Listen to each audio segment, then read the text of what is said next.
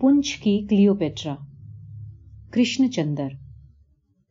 जैसे किसी छोटे से कमरे में कोई हीरा पड़ा हो तो सारा कमरा जगमगाने लगता है, उसी तरह किसी छोटे से शहर में कोई बहुत ही सुंदर औरत पैदा हो जाए तो सारा शहर उसके सौंदर्य से जगमगाने लगता है। गलियों, कूचों, बाजारों, दफ्तरों में उसकी चर्चा होने लगती है। अगर वो अपने मोहल्ले से गुजरकर किसी दूसरे मोहल्ले में जाती है तो सारे शहर में उसकी खबर फैल जाती है। अगर वो कभी किसी बाजार से गुजरती है तो फिर घंटों उस छोटे से शहर के बाजार में कोई काम नहीं हो सकता। वो किस तरह चल रही थी, उसने कौन से कपड़े पहन रखे थे, उसके साथ कौन था, किस तरफ उसकी निगाह उठी थी, ये सब बातें कोई स्कैंडल फैलाने की गर्ज से नहीं की जाती, बल्कि उन बातों में किसी किस्म की बदनीयती का कड़वापन भी नहीं होता, बल्कि छोटे से शहर के लोगों में उस अत्यंत सुंदर स्त्री के लिए एक अजीब तरह का प्यार, एक अजीब तरह का अपनापन पैदा हो जाता है। अपनेपन के साथ ये गर्व भी होता है कि हमारे छोटे से शहर ने इसे पैदा किया है। वो औरत अपने शहर का गौरव और आभूषण समझी जाने लगती है। जरा सी भूल पर क्रुद्ध हो जाने वाले बुजुर्ग और शुद्ध आचरण वाले दढ़ियल इस गर्व से उस स्त्री की मोहब्बतों और बेवफाइयों का जिक्र करते हैं जैसे वो कोई ऐतिहासिक कारनामे हो। मालूम नहीं ऐसा क्यों होता है, मगर होता जरूर है कि बहुधा ऐसी औरत सभ्यता की गरिमा से ऊंची समझी जाने लगती है। शायद वो खुद एक सभ्य नियम बन जाती है जिसके नियम प्रचलित सिद्धांतों से भिन्न होते हैं। शायद ऐसी औरत अपने आप में स्वयं एक मजहब या धर्म होती है, एक छोटी सी जीवन व्यवस्था, अपने आप में पूरी और स्वतंत्र। ऐसी औरत को हर तरह की छूट दे दी जाती है, मगर दूसरी औरत की मामूली से मामूली सामान्य भूल को भी माफ नहीं किया जाता। कुछ अजीब ही हिसाब है। ऐसी स्त्री को पुरुष, समाज, इतिहास सब क्षमा कर देते हैं। याद कीजिए हेलन, क्लियोपेट्रा और वसुंधरा। हेलन और क्लियोपेट्रा को तो आप सब जानते हैं, मगर वसुंधरा का नाम आपने नहीं सुना होगा। वसुंधरा पुंछ की रहने वाली थी। शायद बचपन में वो मेरे साथ खेली थी। मुझे कुछ ठीक तरह से वो जमाना याद नहीं। उसका घर नानबाइयों के बाजार के पीछे था। वहां पर एक शिवाला था। उसके सामने बहुत सी जमीन खाली पड़ी थी। फिर हमारे दूर पार के एक रिश्तेदार का घर था जो शहर का सबसे अमीर आदमी था। कभी कभी मैं उसके घर जाया करता था, कभी कभी वसुंधरा भी वहां खेलने के लिए आ जाती थी। मुझे उसका बचपन और उसकी बचपन की सूरत ठीक से याद नहीं, क्योंकि बचपन में वो एक साधारण हंसमुख लड़की रही होगी, जैसी दूसरी साधारण सुंदर लड़कियां होती है। कौन याद रखता है? फिर ये भी बहुधा देखा गया है कि बचपन में जो लड़कियां अत्यंत सुंदर दिखाई देती हैं, जवानी की सीमा में आते ही उनका हुलिया अजीब तरीके से बदल जाता है और वे उतनी खूबसूरत और हसीन मालूम नहीं होती। अक्सर ये भी देखा गया है कि बचपन में जिन लड़कियों की शक्ल व सूरत मामूली होती है, बड़े होकर भी वे मामूली शक्ल सूरत की ही रहती हैं। मगर कभी कभार इन्हीं मामूली शक्ल व सूरत की लड़कियों में कोई एक ऐसी लड़की पैदा हो जाती है जिसकी सुंदरता जवानी की हदों को छूते ही आंखों में चकाचौंध पैदा करने लगती है। वसुंधरा ऐसी ही एक लड़की थी। बचपन में मैंने कई बार देखा था, कई बार उसके साथ खेला भी, कभी ख्याल नहीं किया। कई वर्ष गुजर गए, वो 14 वर्ष की हो गई। ये सुना कि वसुंधरा बहुत खूबसूरत निकल रही है, फिर भी कुछ ख्याल नहीं किया। खूबसूरत लड़कियों वाले शहर में एक और लड़की का खूबसूरत निकल आना कोई अचंभे की बात तो नहीं। फिर जब उसके हुस्न के चर्चे बढ़ने लगे तो उसके बाप मदन सिंह ने, जो कि एक सुनार था, जल्दी से उसका ब्याह अपनी बिरादरी के एक लड़के गोपाल सिंह के साथ कर दिया। गोपाल सिंह भी एक सुनार था और पुंछ के बाजार में ही उसकी दुकान थी और वो खुद भी शक्ल सूरत का बहुत अच्छा था। घर का खाता पीता, मगर कोई खास बात न थी। मगर बस शादी हो गई। कहीं कोई हलचल पैदा नहीं हुई। लोग उस शादी को दूसरे ही दिन भूल गए। शादी के बाद वसुंधरा का रंग रूप एकाएक ऐसा निखरा कि नगरी में चारों तरफ उसके ही उसके चर्चे होने लगे। उसके सुनहरी बालों, बड़ी बड़ी मस्त आंखों और पिघले हुए सोने की सी सुनहरी रंगत का बार बार जिक्र होने लगा। उसके कद की, उसकी चाल की, उसके कपड़ों की तारीफ होने लगी। उसके मोहल्ले के 100 फेरे किए जाने लगे। लोग घंटों वसुंधरा की एक झलक के लिए बेताब रहने लगे। जिधर से वो गुजर जाती, जिस घर में वो जाती, जिधर से उसका गुजरना होता, यार लोग घंटों पहले उस जगह के चक्कर लगाने लगते। शादी के बाद 6 माह में اس کے सौंदर्य का शोहरा बच्चे बच्चे की जुबान पर था। होते होते वसुंधरा की सुंदरता का शोहरा दरबार तक भी पहुंचा, राजमहलों तक पहुंचा। इत्तेफाक से एक स्टेट सेक्रेटरी का घर वसुंधरा के माँ बाप के घर के बिल्कुल सामने था। वसुंधरा के माँ बाप का घर एक मंजिला और एक मामूली सा घर था। स्टेट सेक्रेटरी का घर वसुंधरा के घर से कहीं बेहतर था, मगर था वो भी एक मंजिला। इत्तेफाक ऐसा हुआ कि जब भी वसुंधरा अपने माँ बाप के घर आती, और चूंकि दोनों घर अर्थात मैके के और ससुराल के एक ही शहर में थे, इसलिए वसुंधरा दिन में 2-1 चक्कर तो अपने मैके के लगाती ही थी। तो उसके आगमन के कुछ देर बाद ही कुंवर जी शाही गारद के सवारों की अर्दल में घोड़ा दौड़ाते हुए स्टेट सेक्रेटरी से मिलने के लिए चले आते, केवल मुलाकात करने के लिए या कोई रियासती मशविरा करने के लिए। ये तो हमें मालूम नहीं कि वहां क्या होता था। हाँ, हौले हौले उस स्टेट सेक्रेटरी का घर 2 मंजिला हो गया और वसुंधरा के माँ बाप का घर भी 1 मंजिला से 2 मंजिला हो गया। स्टेट सेक्रेटरी के घर का सारा साजो सामान बदल गया। वसुंधरा के घर की दूसरी मंजिल पर टीन की छत पड़ गई, जो पुंछ में खुशहाली की आबरू समझी जाती है। वसुंधरा की चाल ढाल में शहजादियों की सी शान शौकत आ गई। वसुंधरा थी तो एक मामूली सुनार की लड़की, एक साधारण सुनार की स्त्री, मगर कहने वाले ये कहते हैं कि वो परियों की रानी मालूम होती थी। एक बार हम लड़कों ने उसे भतिया के जंगल से वापस आते हुए देखा था, जहां वो कुंवर जी के साथ शिकार खेलने गई थी। उसके सुनहरे बाल उसके कंधों से उठ उठकर हवा में लहरा रहे थे और उसका खुशियों से गुलनार चेहरा डूबते हुए सूर्य की लाली सा दमक रहा था। वो राजकुमार के साथ साथ काले रंग के एक बैलर घोड़े पर सवार, केसरिया रंग की बिरजिस और खुले कॉलरों का एक रेशमी ब्लाउज पहने हुए कोई पाकिस्तानी शहजादी मालूम होती थी। ये तो वो वसुंधरा ही न थी जो बचपन में मेरे साथ खेला करती थी। उसकी निगाह आकाश पर थी और उसके घोड़े के सुम भी जमीन पर लगते मालूम नहीं होते थे। अजब हुस्न और इश्क के दिन थे, जैसे सारा शहर इस इश्कियां दास्तान में उलझा हो। दिन किसी उपन्यास के पृष्ठों की तरह दिलचस्प और रोमांटिक था, कोई और बात होती ही नहीं थी। फिर सुना कि कुंवर जी को एक बारगी इंग्लैंड भेज दिया गया है उच्च शिक्षा हासिल करने के लिए। हर एक का दिल धक से रह गया। प्रत्येक व्यक्ति ने वसुंधरा के दिल की पीड़ा और दुख को महसूस किया। इश्क की सहानुभूति और मजबूरी से हर शख्स चूर चूर था। हर शख्स ने वसुंधरा की आंखों में आंसू देखे। मुमकिन है वहां कोई आंसू न थे, मगर हम सब ने उसकी आंखों में आंसू देखे और एक सुंदर औरत के विरह की आग को अपने दिल में महसूस भी किया। चंद माह बाद सुना कि वसुंधरा एक बहुत बड़े अफसर की कोठी के आलीशान बाग में टहलती देखी गई। वजीर मानिक राय एक सुंदर डोगरा राजपूत था और जम्मू के एक ऊंचे खानदान का व्यक्ति। हाकिमों के तबके से ताल्लुक रखता था। मंत्री होने के नाते उसके हाथ में ताकत भी थी, क्योंकि राजा साहब कुछ महीनों से बीमार थे और कुंवर जी लंदन में, इसलिए रियासत की पूरी ताकत खींचकर मंत्री के हाथ में चली आई थी। चांदनी रातों में फव्वारा बाग की रविशों पर लचकते हुए 2 रोया फूलों की क्यारियों में टहलते हुए वसुंधरा और मानिक राय को लोगों ने छुप छुप कर देखा और फिर प्रधानमंत्री और वसुंधरा की मोहब्बत की दास्तानें दोहराई जाने लगी, जैसे वसुंधरा ने कोई बेवफाई न की हो, बल्कि कोई दूसरा इलाका फतेह कर लिया हो। उसकी फतह के शादियाने हर दिल में थे। सारा शहर खुशियां मना रहा था। अब दरबार वसुंधरा के मायके में लगता था। रियासत के कितने ही फैसले जो उस आला अफसर को खुद करने चाहिए थे, वसुंधरा खुद करती थी। हाकिमों के तबादले और तरक्कियां और पदच्युति और इनाम और इकराम और जाने क्या क्या कुछ, सारे शहर में वसुंधरा का बोलबाला था। मैं उन दिनों मैट्रिक पास करके आगे पढ़ने के लिए लाहौर चला गया और फॉर्मन क्रिश्चियन कॉलेज लाहौर में फर्स्ट ईयर क्लास में दाखिल हो गया। 2 साल बाद जब मैं पुंछ आया तो नक्शा ही बदला हुआ पाया। मंत्री मानिक राय की जगह नायब रेजिडेंट बहादुर ने ले ली थी। पुंछ में रेजिडेंसी की एक शाखा थी। यहाँ पर एक नायब रेजिडेंट रहता था। तमाम महत्वपूर्ण विषयों में वो राजा साहब को मशवरे देता और बहुधा उसके मशवरों पर अमल भी होता था। जब वसुंधरा ने उस अंग्रेज रेजिडेंट का दिल जीत लिया और जब रेजिडेंट बहादुर साहब का घोड़ा वसुंधरा के मायके के गिर्द, जो अब 3 मंजिला हो चुका था, देखा गया तो आश्चर्य की एक लहर सारे शहर में दौड़ आई। ऐसा लगा जैसे पूरा बरतानवी सल्तनत का सिर एक हिंदुस्तानी लड़की के कदमों में झुक गया। इससे पहले ऐसी घटना बूढ़े बुजुर्गों की स्मृति में न थी।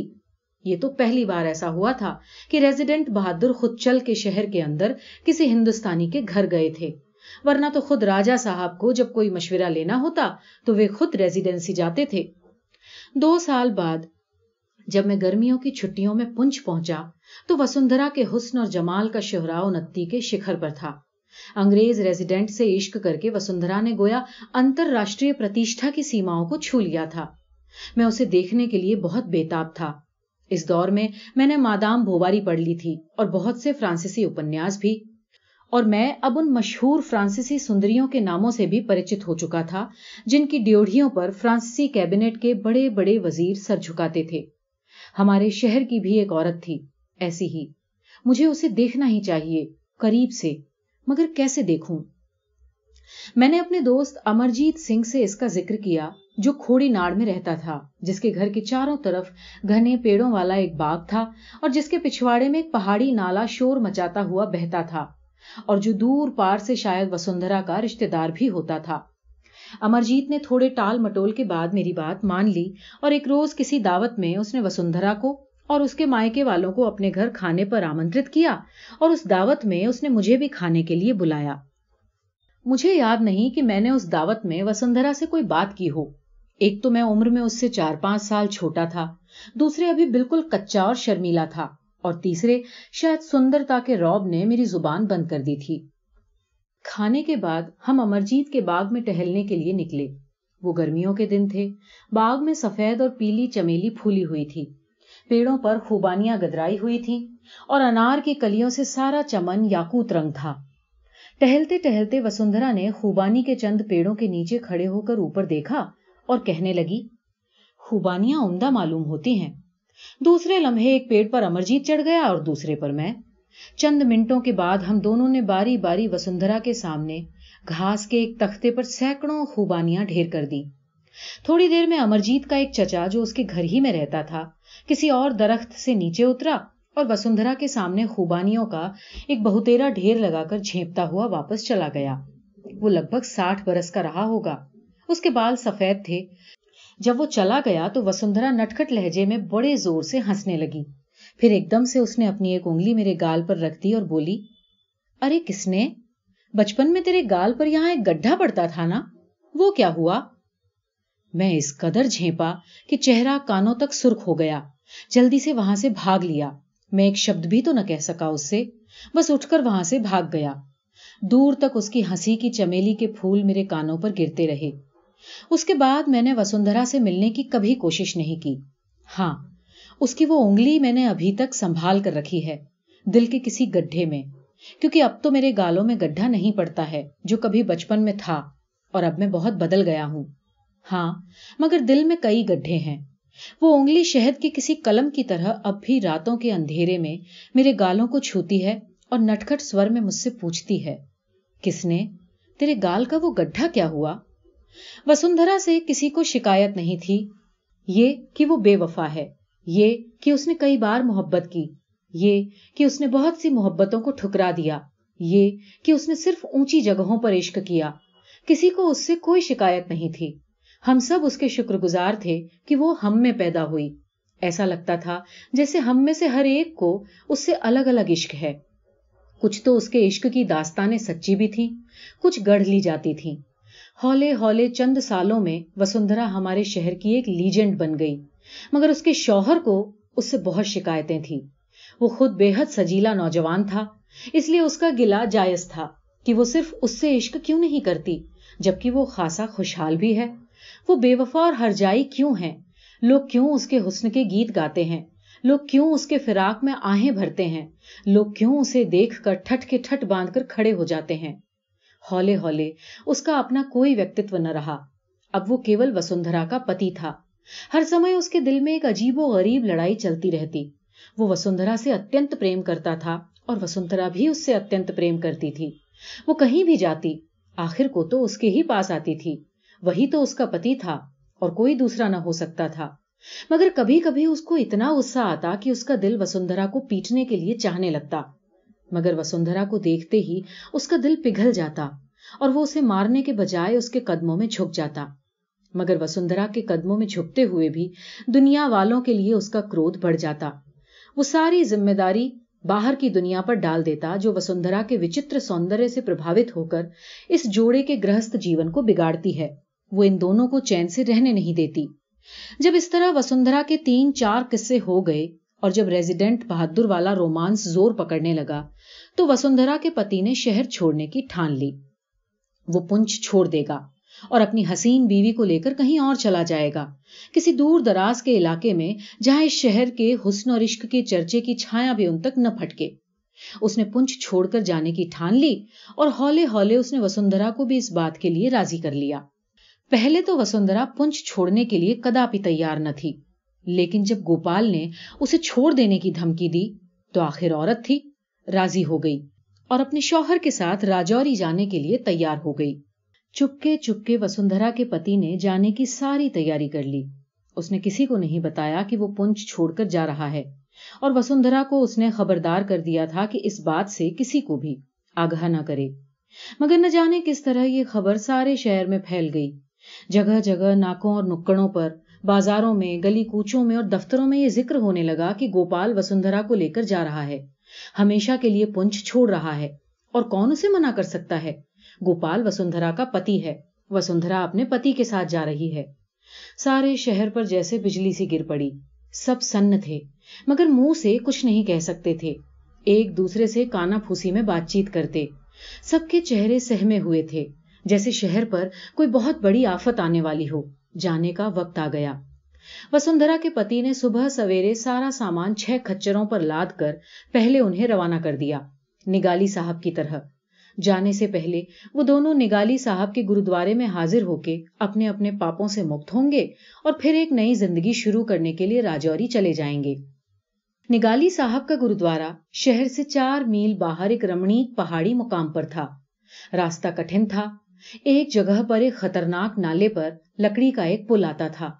उसे पार करने के बाद एक भयानक उतराई उतरकर पुंछ के दरिया के एक हिस्से को पैदल चलकर पार करना पड़ता था, क्योंकि यहाँ पर दरिया का पाट इतना चौड़ा था कि यहाँ पर न कोई पुल था। इसलिए वसुंधरा के पति ने सामान वाले खच्चरों को सुबह सवेरे निगाली साहब की तरफ रवाना कर दिया। उनसे कह दिया कि वो शहर से 2 मील बाहर कोठानी के पुल के पास उसका इंतजार करें। 2 घोड़े उसने अपने लिए और वसुंधरा के लिए रख लिए और फिर वसुंधरा को लेकर उसके मायके वालों से विदा करा के वो शहर से बाहर जाने लगा। वसुंधरा और उसका पति दोनों अपने अपने घोड़ों पर सवार, अपने ख्यालों में गिरफ्तार, शहर की सीमा से बाहर निकल गए। डुंगस के चश्मे के आगे जाने वाले रास्ते पर वो निकल आए। अब शहर की इमारतें खत्म हो चुकी थीं। धान और मक्का के खेत शुरू हो गए थे, लेकिन कहीं कहीं इक्का दुक्का रास्ते में कच्चे मकान दिखाई देते और सफरी चाय खाने। रास्ते में सन्नाटा था। वसुंधरा सिर झुकाए, घोड़े की बाग ढीली रखे, कुछ सोचती चली जा रही थी। उसे आज अपना शहर छोड़ते हुए कितना अजीब मालूम हो रहा था। वो क्या कर सकती है, जाना तो होगा उसे। एक तरह से ये ठीक भी है। शहर बहुत पीछे रह गया। खेत, दुकान, कच्चे मकान सभी पीछे रह गए। अब पहाड़ी रास्ता था। एक कच्ची पगडंडी सी पहाड़ के सीने पर रेंगती हुई ऊपर चली जा रही थी। इस पहाड़ की दूसरी तरफ कोठानी का खतरनाक नाला था, जिसे पार करके वो निगाली साहब की तरफ बढ़ जाएंगे और फिर निगाली साहब में सीस नवा के वो नई जिंदगी की तरफ, राजौरी की जानिब बढ़ जाएंगे। अब दूर दूर तक कोई आबादी नहीं है। सुनसान रास्ते, वीरान जंगल, कहीं कहीं पेड़ों के नीचे पहाड़ी गडरियों के खामोश गल्ले ढलवानों पर चरते हुए। वसुंधरा के दिल से एक आह निकली और वो दोनों पहाड़ी ऊंचाई का मोड़ काट के पहाड़ की दूसरी तरफ चले गए, जहां कोठानी नाले पर लकड़ी का पुल था। पहाड़ की दूसरी तरफ जाकर एकाएक उन्हें लोगों की भीड़ दिखाई दी। बहुत से लोग थे। 500 के करीब होंगे। नहीं नहीं, 1000 से ऊपर। नहीं नहीं, 2000 के करीब। अरे नहीं, 3000 से भी ऊपर। ये उसके अपने शहर के लोग थे और इतनी बड़ी तादाद में रास्ते में खड़े थे कि उनकी ओट में लकड़ी का पुल छुप गया। वो दोनों जब उन लोगों के करीब पहुंचे तो किसी ने उनसे कुछ नहीं कहा। भीड़ ने छंटकर उन्हें रास्ता दे दिया। एक ने वसुंधरा के घोड़े की बाग थाम ली, किसी दूसरे ने दूसरे घोड़े की बाग अपने हाथों में ले ली और आहिस्ता आहिस्ता कुछ कहे बगैर वो लोग उनके साथ साथ चलने लगे। वसुंधरा के पति ने आश्चर्य से पूछा, आप लोग कहां जा रहे हैं? निगाली साहब, एक शहरी ने जवाब दिया और गोपाल के साथ साथ चलने लगा। वसुंधरा का पति हैरत में था, ये क्या माजरा है, मगर कोई उससे पूछताछ न करता था, न कोई वसुंधरा से बात करता था। वे सब लोग एक काफिले की सूरत में खामोशी से उनके साथ चल रहे थे। बहुत जल्द वे लोग कोठानी के लकड़ी के पुल के करीब पहुंच गए, जो एक भयानक गहरे नाले की खड्ड के ऊपर स्थित था। मगर ये देखकर वसुंधरा के पति के मुंह से एक आश्चर्यजनक चीख निकल गई कि नाले का पुल खड्ड के अंदर गिरा हुआ था और पानी उसके ऊपर से बह रहा था। पुल टूट गया, एक साहब बड़ी गंभीरता से बोले। सचमुच? दूसरे साहब ने गोपाल को बताया, देखिए पुल टूट गया है। तीसरे साहब, जो वसुंधरा के घोड़े की बाग थामे थे, अफसोस से सिर हिलाकर बोले, अब हम लोग निगाली साहब कैसे जाएंगे? पुल तो टूट गया है। वसुंधरा का पति दिल ही दिल में गुस्से से पेचो ताव खा रहा था कि इन कमबख्तों ने खुद ही पुल तोड़ डाला है और मुझे किस भोलेपन से बता रहे हैं कि पुल टूट गया है। ये खुद हमारा रास्ता रोक रहे हैं और अपनी बुद्धि से मुझे बता रहे हैं कि वो तो किसी तरह की दिलचस्पी हमारे जाने और न जाने से रखते ही नहीं। मगर ये सब लोग यहां आ कैसे गए? वो हैरान था। इन लोगों में सिर्फ नौजवान ही नहीं, बुढ़े और अधेड़ उम्र के लोग भी थे, हिंदू भी और मुसलमान भी, सिख भी और ईसाई भी, डोगरे कश्मीरी पंडित भी, रंगीन तबीयत भी और उदास तबीयत भी, ऐसे लोग भी जिनके चाल चलन पर आज तक किसी ने उंगली तक न रखी। उनमें दुकानदार भी थे और छोटे मोटे हाकिम भी, बागों के माली, गडरिये भी और वो लोग भी जिनकी सूरत तक से वो परिचित नहीं था। वो सब उसे रोकने के लिए आए थे। उसके दिल में एक अजब जंग सी होने लगी।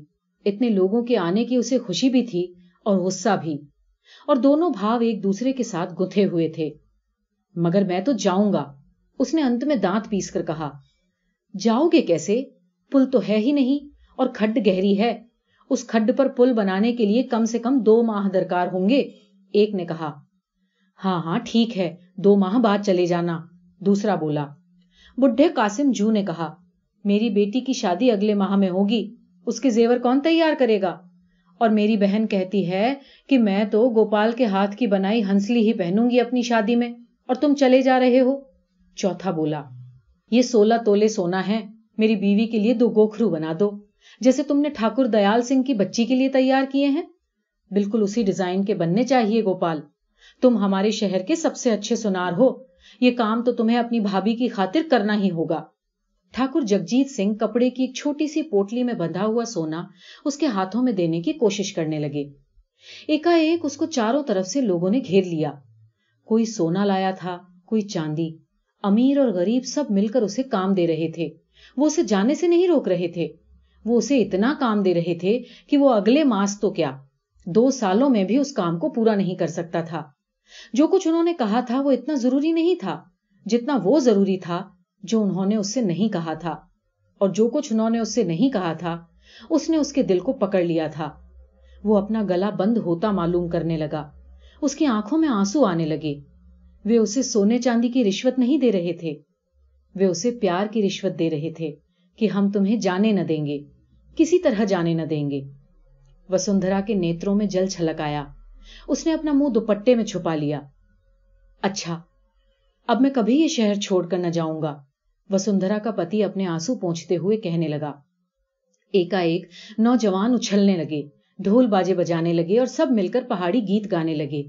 घोड़ों की बागें वापस फेर दी गईं, और यूं तो मैंने अपनी जिंदगी में बड़े बड़े जुलूस और जश्न देखे हैं, मगर मुझे उस चमकीले रोज वाला वो छोटा सा पहाड़ी काफिला कभी नहीं भूलता, जब एक छोटे से शहर के लोग अपने शहर की खूबसूरती को वापस लेकर आए थे।